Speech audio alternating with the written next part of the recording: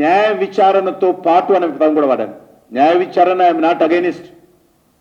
న్యాయ విచారణతో పాటు న్యాయ విచారణకు ఉపయోగపడే విధంగా, వేగవంతం చేసే విధంగా సిబిఐ దర్యాప్తు జరపాలని చెప్పి మాత్రమే నేను కోరాను.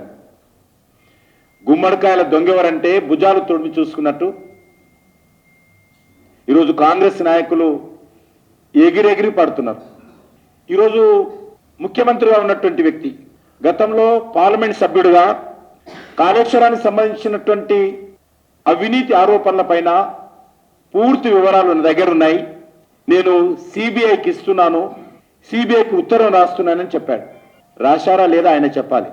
మీరు ఒక పార్లమెంట్ సభ్యుడో ఒక మంత్రో సిబిఐకి ఉత్తరం రాసినంత మాత్రాన తెలంగాణలో సిబిఐ దర్యాప్తు చేయడానికి అవకాశం లేదు.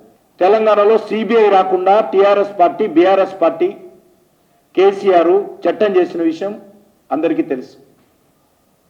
మరి మన మంత్రులు అంటారు ఇన్ని రోజులు సిబిఐ ఏం చేసింది? గతంలో ఇదే విషయం చెప్పాము, ఇప్పుడు అదే విషయం చెప్తాము. గతంలో సిబిఐ రాకుండా బీఆర్ఎస్ పార్టీ అడ్డుకుంది, మీరు అప్పుడు సిబిఐ డిమాండ్ చేశారు. ఈనాటి ముఖ్యమంత్రి, ఆనాటి పార్లమెంట్ సభ్యుడు సిబిఐకి ఉత్తరం రాశాడు. కాబట్టి ఇప్పుడు మీకే అవకాశం వచ్చింది. సిబిఐ దర్యాప్తు చేయడానికి ఆదేశాలు ఇచ్చేటువంటి కావచ్చు, అడిగేటువంటి అవకాశం కావచ్చు, ఉత్తరం రాసేటువంటి అవకాశం ఇప్పుడు మీకు వచ్చింది, మీరు చేయాలని అడిగాను. దీంట్లో మరి అనేక రకాలుగా అసలు విషయాన్ని పక్కన పెట్టి వ్యక్తిగత ఆరోపణలు చేస్తా ఉన్నారు.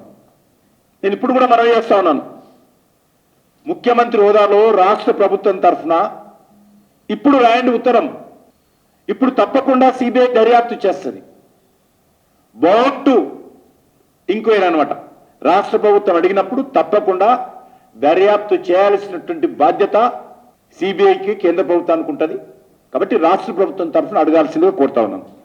అప్పుడు సిబిఐ మీద లేనటువంటి అభ్యంతరం, ఎంపీగా ఉన్నప్పుడు అడిగినప్పుడు లేనటువంటి అభ్యంతరము ఇప్పుడు ముఖ్యమంత్రి లాగానే ఎందుకు వచ్చిందో చెప్పాలా, అధికారం లాగానే ఎందుకు వచ్చిందో చెప్పాలి. అధికారంలో లేనప్పుడు ఒక మాట, అధికారంలోకి వచ్చిన తర్వాత ఒక మాట. కాంగ్రెస్ పార్టీకి మాట్లాడము వెన్నెతో పెట్టిన విద్యని మనం చేస్తా ఉన్నాను. నేను గతంలో కూడా బీఆర్ఎస్ ప్రభుత్వాన్ని అడిగాను సిబిఐ ఎంక్వైరీ చేయాలని. వాళ్ళు చేయలేదు, వాళ్ళు పోయారు. ఇప్పుడు కాంగ్రెస్ పార్టీ ప్రభుత్వాన్ని అడిగాను, మీకు చిత్తశుద్ధి ఉంటే చేయించండి అడిగాను. మీరు గతంలో చేసినటువంటి డిమాండ్నే మళ్ళీ నేను పునరుద్ధరించాను. ఇది కొత్త డిమాండ్ కాదు, రేవంత్ రెడ్డి గారు చేసిన డిమాండే.